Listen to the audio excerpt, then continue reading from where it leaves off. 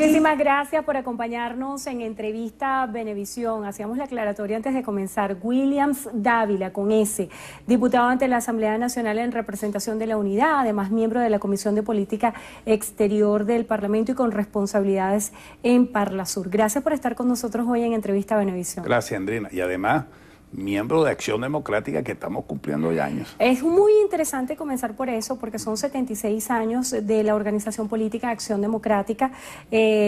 Tras la llegada del presidente Chávez se vaticinó una ruptura de ese esquema pendular de alternabilidad de gobiernos entre Acción Democrática y COPEI, y muchos pensaron que Acción Democrática estaba muerto como organización política. Hoy en día, que están en el 76 aniversarios, luego de un proceso de elecciones internas, se abrogaron 12 candidatos para el proceso de regionales. ¿Cómo se interpreta esto en el seno de Acción Democrática? Mira, Acción Democrática dedicó su tiempo en todos estos años de ir organizando su maquinaria, de irla renovando. La Dirección Nacional del partido se abocó por completo a revisar las estructuras en las parroquias, en los municipios, en un trabajo calladito y silencioso, ¿no? En donde muchas veces tuvimos que llevar sinsabores, porque de repente ser ADECO era como una estigmatización social, ¿no? Sí, porque representaban el modelo de político viejo. Y tú sabes, se creó esa mercadotecnia, ese tipo de marketing político que a veces sustituye valores y principios, lo más nefasto en política. Bueno, pero ADE mantuvo una línea de acción, partido pues direccionado por el compañero Henry Ramos, compañero Bernabé en la Secretaría de Organización, y eso ha dado resultados. Hubo una política, sobre todo cuando Henry, el 1 de agosto de este año, tiró una línea en el siguiente sentido, es decir, ADE va a participar en las elecciones regionales, y esa línea fue asertiva. Y hoy día estamos viendo resultados favorables de 12 candidatos unitarios del partido. Pero en su momento generó muchísima controversia, y yo le quiero preguntar, ¿hasta qué punto la política venezolana hoy está asignada, y sobre todo entendiendo el desempeño de la oposición venezolana por los sectores radicales y presionados por las redes sociales? Mira, es que eso es muy relativo.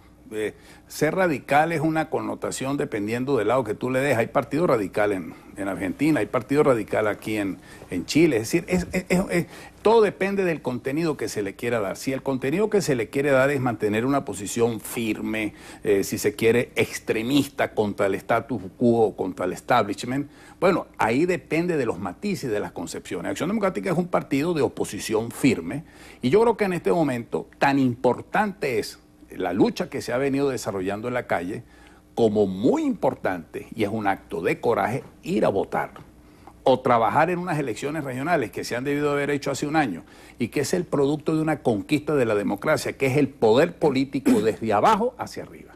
La descentralización fue uno de los grandes logros de la democracia venezolana, destruido por este régimen centralista y autocrático que tenemos. En este sentido, y si miramos lo que está sucediendo de cara a las regionales, se destacaba hoy en un diario de circulación nacional que hay una pugna entre partidos que está retardando la proclamación de candidatos. ¿Se pudiera pensar que la oposición en este momento está viviendo conflictos internos? Mira, es natural que haya esa discusión porque hay una virtud y hay una ventaja que hay que subrayarla. Mientras la oposición escoge con más de 1 millón de personas sus candidatos a gobernador, el régimen los impone a dedo. Porque yo me pregunto, ¿quién escogió a Héctor Rodríguez? ¿O a Bielma Mora allá en el Táchira? ¿O a Guzmán allá en Mérida? ¿O los otros candidatos que lleva el gobierno en los otros estados? El dedo inquisitorial de Miraflores, o del gobierno constituyente, o de Maduro. En cambio, en el caso concreto de la oposición, más de 1 millón de personas participaron para escoger su candidato, y es natural que en algunos estados pues la discusión hubiera sido un poco más extrema, las metodologías del mensaje o de las actuaciones un poquito más radicales, en el sentido ese de extremismo. Pero lo cierto del caso es que todos estamos unidos, y yo ya hago aquí un llamado. Vamos a privilegiar la unidad. El blanco no está entre nosotros mismos. El blanco está contra un régimen. Nosotros vamos a pelear contra las bolsas CLAP, vamos a pelear contra todos los dineros que maneja el Estado, vamos a pelear contra una estructura de poder, y mal podemos dar nosotros esa lucha con divisiones y con contradicciones internas. Aquí tenemos nosotros que tener un objetivo claro, una campaña estratégica clara, y vamos a luchar con todo el ánimo por toda esa cantidad de personas que cayeron, esas más de 130 personas que cayeron en la lucha por la democracia, y por todos nuestros pueblos en función de rescatar a Venezuela. Ahora que hace referencia a los caídos durante las jornadas de protestas, distintos voceros del oficialismo han dicho que son responsabilidad de distintos actores de la oposición venezolana. En este escenario, eso pudiera ser un elemento que desmotive la participación en las elecciones regionales, cuando se puede interpretar un descontento hacia las políticas implementadas por la oposición venezolana. ¿Qué responde usted a estos argumentos? No, el descontento que hay aquí es precisamente porque no hay comida, porque no hay medicina, porque la violencia política que ha ejercido este régimen ha sido de tal forma tan evidente que las Naciones Unidas, que el Papa, que la OEA, que todo el mundo está reclamando precisamente por la violación de los derechos humanos y de los delitos de lesa humanidad. Entonces el descontento viene de allí, que no se encuentra comida, que la inflación está llegando a más de 1000% casi prácticamente. Ahora, hubo una acción, hubo lucha, y en conmemoración a todos esos caídos, tenemos que desarrollar esta lucha. En mi estado, por ejemplo, Mérida, hubo 7 personas asesinadas. En San Cristóbal, en Barquisimeto, aquí en Miranda, en Caracas, en diversas partes del país, en Valencia, hubo acciones de personas jóvenes y del pueblo, muchos de los cuales están participando en este momento en estas elecciones. Vuelve a retomar protagonismo la palabra diálogo, tras el llamado que hiciera el presidente de la República Dominicana y el expresidente de España. Y el presidente Nicolás Maduro decía que iba a aceptar esta convocatoria, y de hecho ya se envió a un emisario, Jorge Rodríguez. Se había anunciado que la MUD habría enviado también una delegación, pero que esto no representaba que se habría iniciado el camino de diálogo. ¿Qué se espera en los próximos días? ¿El diálogo va a ser un instrumento previo a las elecciones regionales? ¿Cuál piensa usted debería ser el enfoque de esta propuesta de diálogo? Mira, 2 cosas. Uno, porque Maduro está todo asustado y tiene que mandar cualquier tipo de emisario con todo lo que le dijo el canciller francés y le han dicho de la Unión Europea, que tienen en puerta un conjunto de sanciones, la decisión que aprobó el Parlamento Europeo, o corre o se encarama. O sea, él dice una cosa, pero el gobierno constituyente está aprobando leyes constituyentes para perseguir a la oposición y nos amenaza a todos nosotros de acusarnos de traición a la patria con juicios históricos, etcétera. Y por el otro lado, eso es una invitación que hace el presidente de la República Dominicana. Entonces, lo importante en este caso es decir la verdad. O sea, yo no estoy de acuerdo con que si de repente tú dices que no vas para tal cosa y de pronto apareces en una reunión, en esa reunión que tú dices. Entonces, a la gente hay que decirle la verdad. En este momento, lo importante es que hay cosas concretas y claras que se tienen que resolver. Aquí hay problemas de comida, aquí hay problemas de medicina.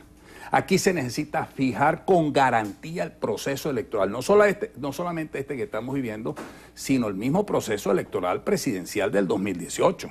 Fíjate tú que ya Maduro está hablando de que puede prorrogar ese proceso.